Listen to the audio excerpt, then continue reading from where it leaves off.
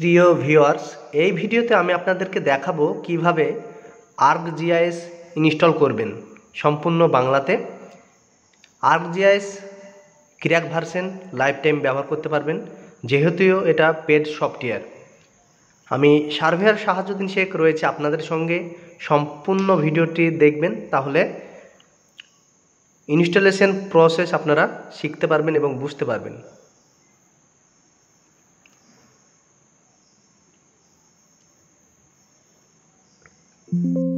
ArcGIS install হওয়ার পর এরকম একটা পপ আপ আসবে।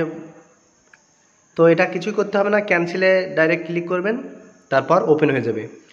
তারপর টুল বারগুলো আপনারা এডিট করে আপনাদের প্রয়োজন মতো সাজাতে পারবেন।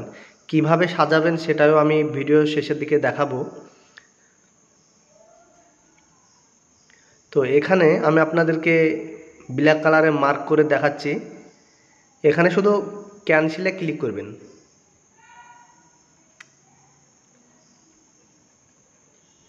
তো আমাদের ArcGIS ওপেন হয়ে গেল। উপরের টুল বক্সগুলো আপনারা নিজেদের প্রয়োজন মতো সাজিয়ে নিতে পারেন। তো বন্ধুরা, ভিডিও শুরু করা যাক।